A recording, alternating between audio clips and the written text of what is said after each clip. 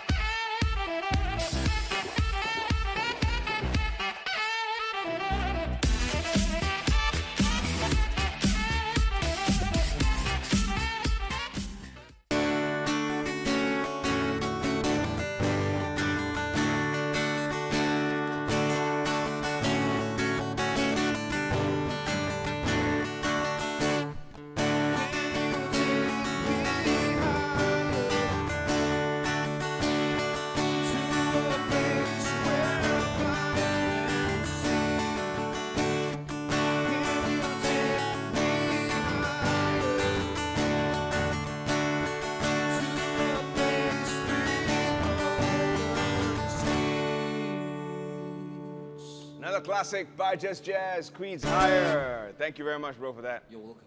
But when it comes to fat loss, right, I'm wondering, do you want to go higher or lower? It depends. Right now, it depends. I think we'll go for lower. Lower. This time. Sure.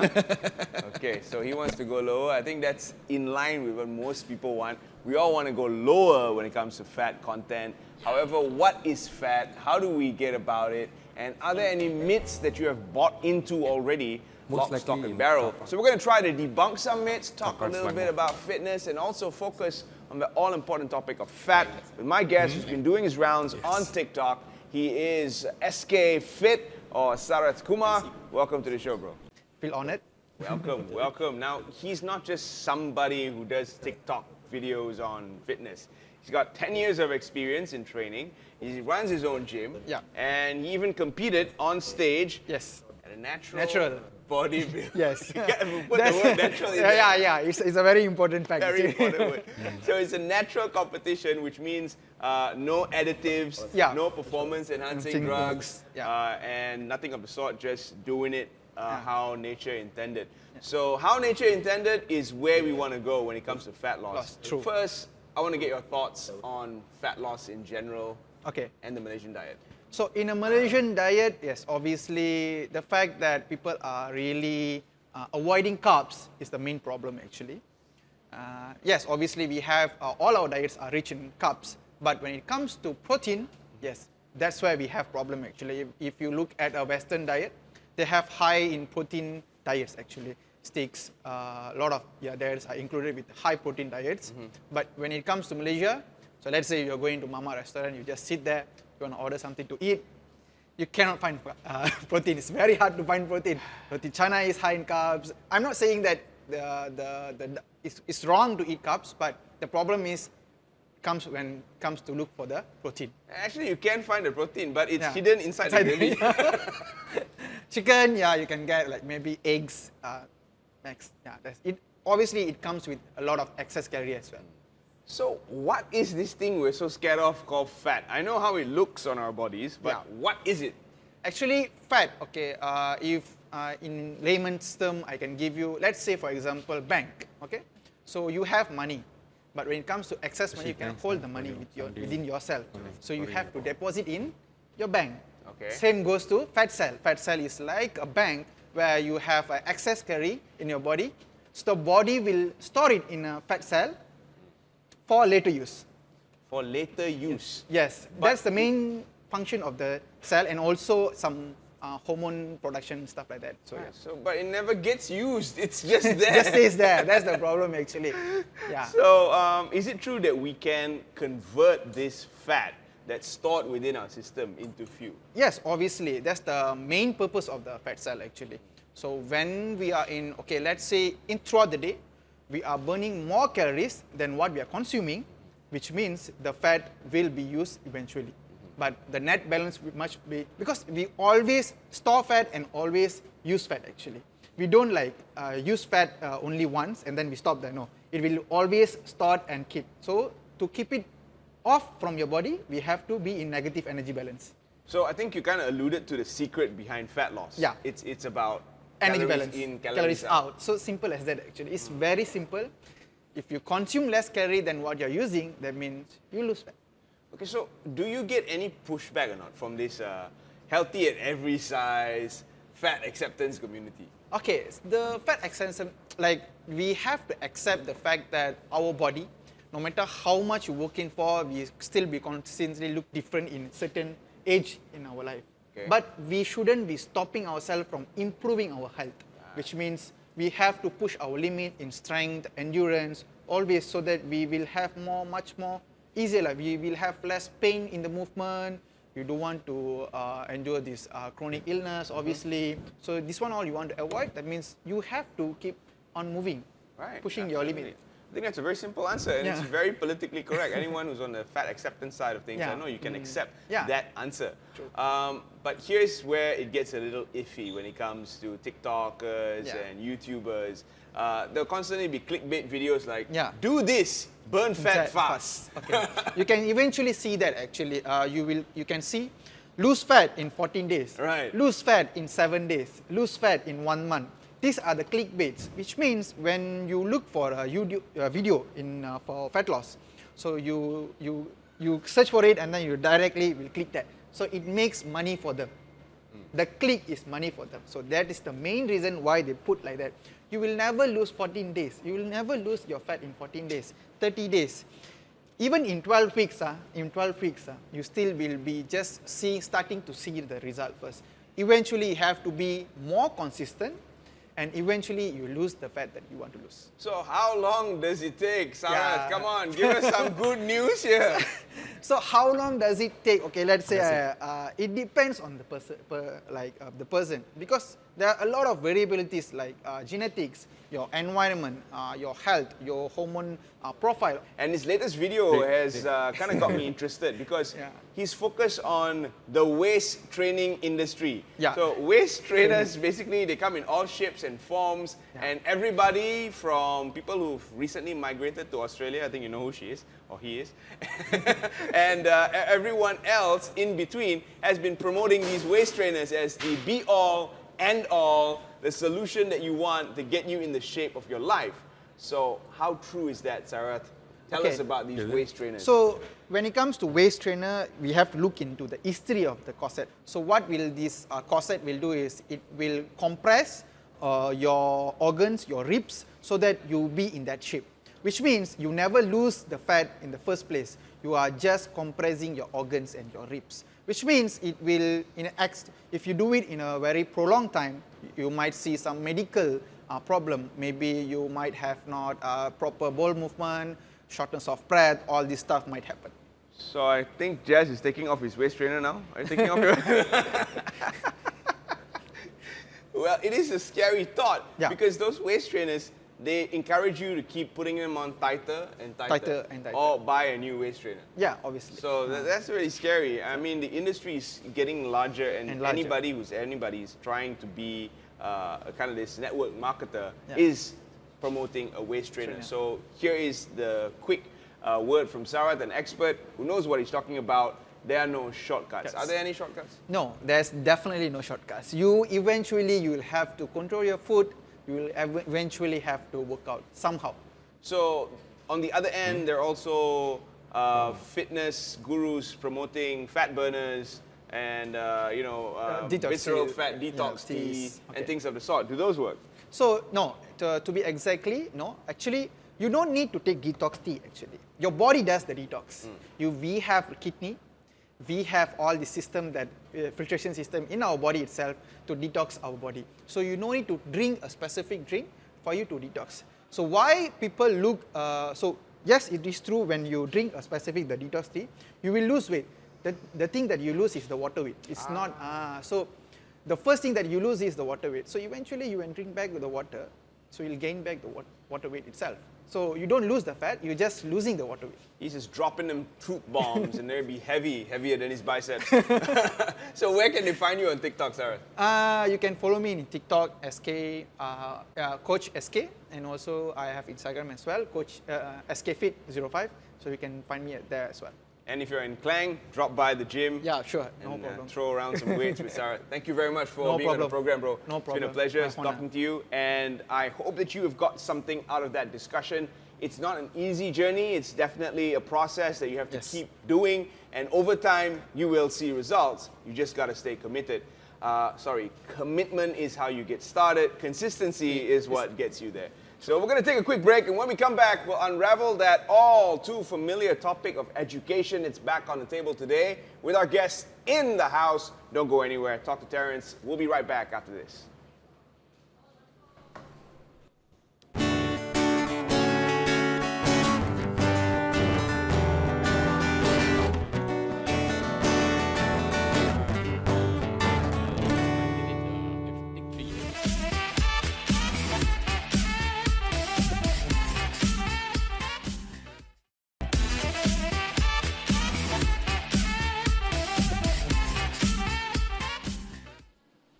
Staying with us on Talk to Terrence, and up next, we're going to find out what it takes to be in government and manage education. We know we have one of the largest budgets in the world in terms of allocation for education. We actually outspend some of our neighbors, including Singapore and on the Far East side, Japan. So what does it take to run the Ministry of Education and be part of policy making? We'll speak to my guest at this time, Dato' P. Kamalanathan.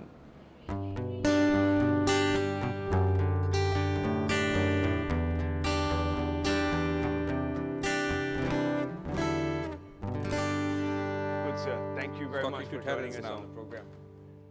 Welcome, Dato Kamanathan. Finally, we have you on the show. We've been trying to get you for a while, and you've been very busy, sir. It is indeed a pleasure to be on the same screen, one table with you, my good young friend, not old anymore. So thank you very much for having me. I've always looked forward in talking to you. It's going to be an interesting topic because I believe that, you know, during the GE13, you were one of the biggest losses because you've been doing an excellent job, not only in your constituency, we know how dedicated you were always there, or you were here in Putrajaya in Kuala Lumpur tending to the needs of the education ministry. So I think you're one of the biggest losses. Thank you so much, Terrence. I'm touched. But again, I had a responsibility to fulfill. Winning and losing is part of politics, but responsibilities remain. And in defeat, what's important is continuing the service, and I have always kept that close to my heart. And it's because of that, friends like you, I have to not only fulfill my responsibilities to the community, many friends like you knew that I delivered and I worked very hard, and I cannot fail them. So I had to take care of that good name people had on me, continued my journey in this education, continuing because education there's never an expiry date. It's a continuous learning all the time, lifelong learning, they say. So on that note, let's get started. Having been in government, you were embedded in the system, you were part of the policy-making mechanism, and as we know, education has the highest budget almost every year. I think we outspend even Japan when it comes to budget allocation for education. However, in terms of deliverables, a lot has been said about changes that need to be made to the system. How difficult is it to change from within? Well, Terrence, you have asked a very important question, tough question, but I think I need to answer. I have answers for that question anyway. You are absolutely correct. The government spends a lot of money on education. We are one of the largest contribution is given to the Ministry of Education among the countries. And any countries that provide high percentage of its revenue to education will never fail. But now the question arises, yes, you get so much of allocation, why aren't you able to do many things? Absolutely correct. You must understand that when we get the budget from the Ministry of Finance, 75% or almost 75% of the budget is given to emolument. Emolument means wages. Okay. We have 500,000 teachers in this country. And of course, as you are probably aware, we have nearly 5 million school children. With a population of above 30 million people, we have 5 million school children. And in talking to parents, guardians, we talk about another 10 million. So we have a direct stakeholder about 15 million. Indirect is everybody else in this country. Everybody who knows education, everybody who knows a bit on education, anybody who may not know enough of education, all of them are our stakeholders, and it's important to us. So that's a budgetary concern. So when we spend almost 75% for emolument, the remaining 20%, 25% is where we spend on other activities. We talk about infrastructure, new schools, repair of schools, upkeeping of schools, and everything else. And on top of that, the digitalization of education is also part of the component of the remaining 20 to 25%. So this answers your questions where the money goes. So yes, there's a lot of money, but emolument takes a big chunk of the money, and we cannot touch on the emolument because emolument will continue be raising. We cannot reduce the emolument because that will not be fair for the hundreds and thousands of teachers who have given the dedicated services to this country. And again, Terrence, we are also very much affected in the world which is not within our control. For example, when the oil price is $100 per barrel. As it is today. Okay, we have enough money. Okay. But for some other reasons, when the price of oil goes down to 60 USD per barrel, then we are affected. Budget cut. Again, we have a problem. Okay. So we have to be prepared in all situations. So, but then again, this is how the budget is spent. Enough funds. That's why sometimes you say, oh, this is a good activity. Why isn't the Ministry of Education not supporting it? We would love to support it. And this is where the public-private partnership comes in. We have many very good organizations out there who have offered help. Individuals, parents, successful Malaysians have gone all over the world, come back. They've all, this is a good program, why do them? The ministry has got plans. They have decided with this amount of budget allocated to the Ministry of Education, these are the programs we are going to do this year. These are the number of schools that can be upgraded this year. These are the new schools that, because there's a population increase and there's a need of more schools to be built everywhere. Right, so that gives us an idea of how the actual spending works, because I think it's a little bit of an overestimation as to how much is spent on actual education programs. A lot more spent on wages, infrastructure and things like that. So when it comes to researching whether or not the systems are delivering what is intended by the market, by the job market eventually, is there any research that goes into this, Dato, in terms of looking at the syllabus and what's working within the 5 different streams that we have? Yes. We have the public schools, the national schools, Sekolah Kebangsaan, we have Sekolah Jenis Kebangsaan, national type schools, which means we have the Mandarin and Tamil vernacular schools. Yes. We also have religious schools and private schools, which operate on a completely different syllabus. So how do these 5 systems end up delivering at the end of the day? Yes, we do constant, the Ministry of Education, when I was there, even now, even before, there is constant review on the curriculum and syllabus. But what has happened over the time is the fact that some countries feel that syllabus cannot be changed. And syllabus is something which is not carved on stone. Right. Okay? Syllabus makes a lot of evolution from time to time. And you need to. Once upon a time, when a syllabus is done, it's maintained for about 3 to 4 years. Today, that cannot happen anymore. Syllabus needs to constantly evolve according to the needs and time of the people right now. Today is all about technology. The National Education Blueprint, which was implemented in the year 2012-2013, Yes. we planned that the entire digitalization of education to be effective, say, in like 100% go somewhere in 2025, okay? But then, fortunately or unfortunately, pandemic COVID walked into everybody's life all over the world. The digitalization has been now brought ahead to now. Right. By 2020, every schools are talking about digitalization. Every child needs to have a gadget. The connectivity must be good. All this thing is happening fast. And when you talk about employability, let me share with you some of the strengths that we have in the education system. When you look at polytechnic or even vocational schools, almost 90 to 95% of our students who study in polytechnic or vocational are all employed within a short span of time. And within 6 months after graduation, almost all are employed. So the Ministry of Higher Education also implemented a particular, one of the trust in their growth is we don't create job seekers, we create job creators. So that's what the education changes, the policies that have been made, that's done. Yes, every time a review gets through, it's not done by politicians.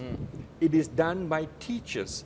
Teachers who have experienced the system, teachers who have taught for many years, they sit in a team, they will evaluate what is needed for the children, because as politicians, we just carry out policy. But the curriculum, the syllabus is entirely designed by professional teachers who are teaching children, because they understand children better than we do. But would you agree that the system itself is designed to be politicized because of the way it's structured, 5 different streams? Good question. Politicized is a bane. Education especially, but you cannot run away from it. The easiest thing people will get to politicize is about education. Even if the program is very good, even the program is going to change the entire education landscape in this country, but if the opposition can politicize it, give half, none truth, a little bit of truth, people will be taken by that. no one would want to introduce something in an education system that's going to be disruptive. Let me give you an example, Terrence. I know we are running short, we have a time factor here. I'll give you an example. One of the first meetings I had when I took over, when I took into the Ministry of Education as the Deputy Minister, was an opportunity to meet the Minister of Education from Finland. Okay? And she came to Malaysia, not for sightseeing, not for major visits, just for one thing. She wanted to know how come Malaysia implemented the higher education, this on the internet thing. We want to give connectivity for all schools, so 4G connectivity for all schools using Bestari Net system. This was 2012, 2013. Exactly, all right? So when she came, she asked me, we want to know what made you all think like that, because you know Malaysia, we've got sekolah pendalaman and got sekolah really pendalaman 2, 3, 4, where you need to not only walk there, you need to take a boat, you need to take a four-wheel drive, you need to walk 2 to 3 kilometers. That's how in-depth the schools are. And we cannot give them big buildings, so what can we give them? Technology. So that was the main reason why the government at that point of time implemented Bestari Net, so that all schools will be connected to technology. And she came all the way from Finland to find out what made us make that decision, and she was very interested. And she told me that the fact that she's in Malaysia was because she went to Google. And Google told her, and she wanted Google to tell them, look, we want to go bring our education to the next century. And those guys in Google told her, we've got a good sample, it's in Malaysia. Go and look at Malaysia. If you like it, let us know. She came, she saw, she went back to Google, and that's what they're doing right now. If only after 2018, the government can change. If ideas and policies like this were continued. Yeah, well, that would lead to another question which I have, which I was going to ask our next guest, which is on the fact that the Minister of Education himself, should he be a politician? I mean, we have this notion that when the ruling government changes from time to time, the education minister changes along with that government, which means policy is open to change. Should we have just one single person, or for an X number of years, maybe 10 years, to carry out policy, and this person be completely neutral, not actually affiliated to any party, but entrenched within the system? Okay. We need a minister from a political party or a politician, because he must be answerable to the general public. When you put a politician there, he will be answerable to the general public. When you put a non-politician, he doesn't care. Right. Well, that's a stretch, because I think he would care, but it's just that he doesn't have... Not as much as a politician, because a politician is afraid. If I don't do things and the people are not happy, I will be voted out. Right. But if that guy who is a non-politician sits as a Minister of Education, he will do everything. And if parents feel, children feel this is not good, so what? Right. Are you going to vote me out? Okay. Well, that's the pros and cons of that. Two different thoughts. Yeah. I know that is a completely different discussion for another day. We could have a 10-minute segment just on that. Yes. Thank you, Dato', for coming on board. I have so many more questions to ask you, as you know, but unfortunately we've run out of time. No problem. So I just want to hope pleasure that I can have you back on the show. Anytime, Terrence. Anytime. Thank you so much for your time. Thank you for joining us. We'll be back with 2 more guests on this topic of education. We're going to try and delve deep into the vernacular school system. We're going to talk about whether or not we should unify these 5 streams into a single stream moving forward. Don't go anywhere.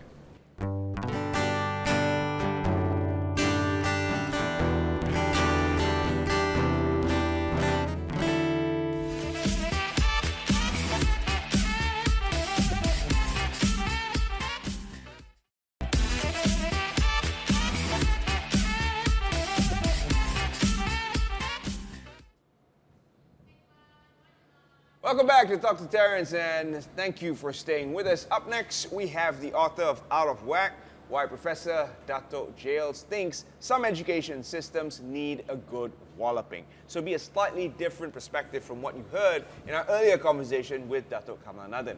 But before we get started, I want to just ask Jazz real quickly, because we grew up in the same generation. Yeah. What was primary school like for you? To me, it was good because I have lots of friends of Chinese and Indians as well. Yeah, it's a good experience for me. Yeah. And that was a similar experience that I had, because we only had one kind of system. And if you heard a friend of yours was from a Chinese school or a Tamil school, it was a very unique experience, because we were like, wow, Chinese school, wow, Tamil school. And today, it seems that more and more individuals are sending their children to vernacular schools, and even the affluent part of society have opted out of the national system. They're sending their kids to private schools. So we have our guest, Professor Dato' Jails. Welcome to the show. Thank you for joining us. It's been a Thank you. pleasure Thank you, getting Terrence. you on the show and reading this book. I'm sure will unravel some of the mysteries as to why our education system has turned out this way. But first, I want to get your thoughts on the vernacular schools.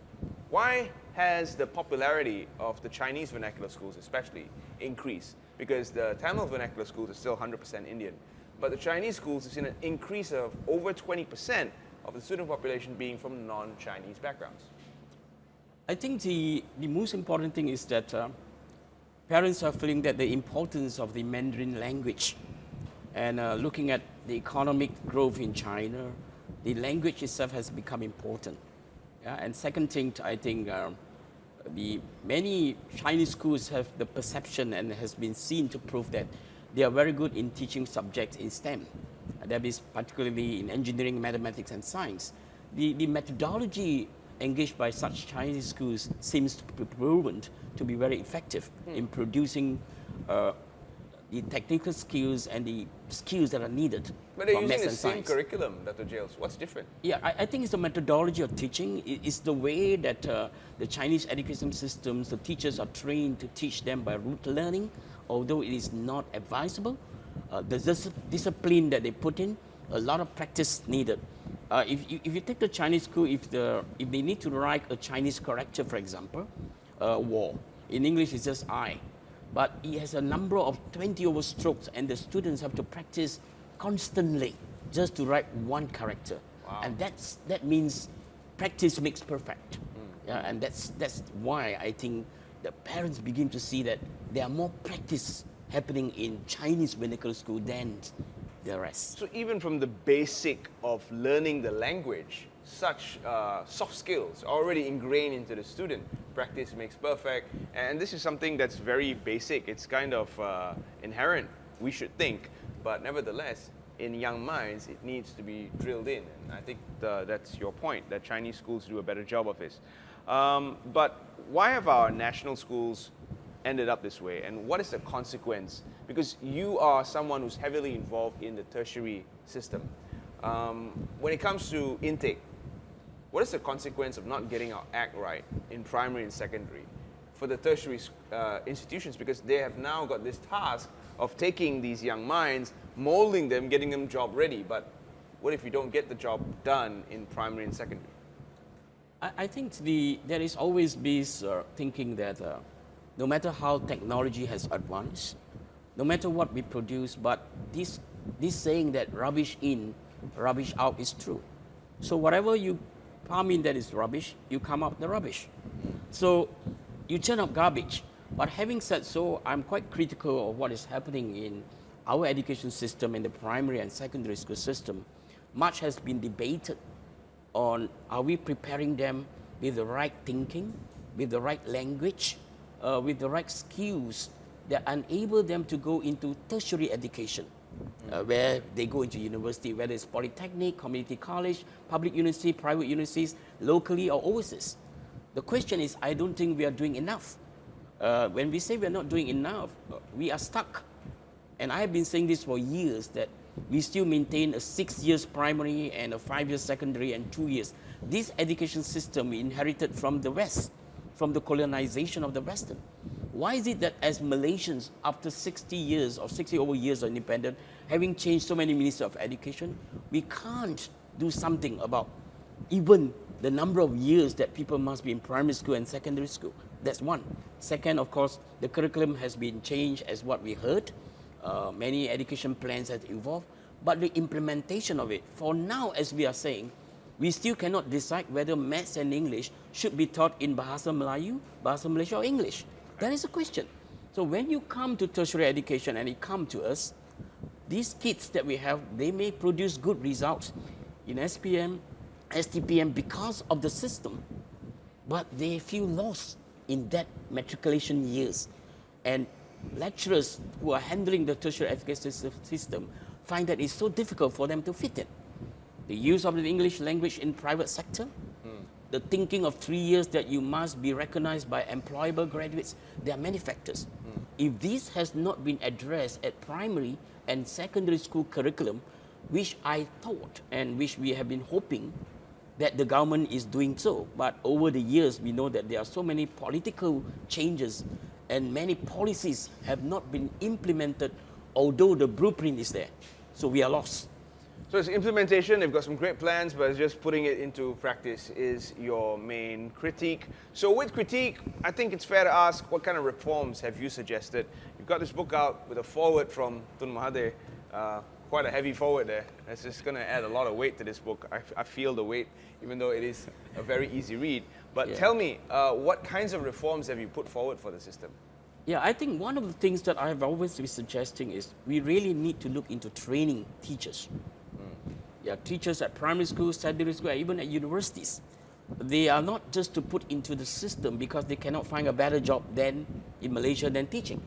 That were the days. I started as a teacher back 30 years ago because I have no option.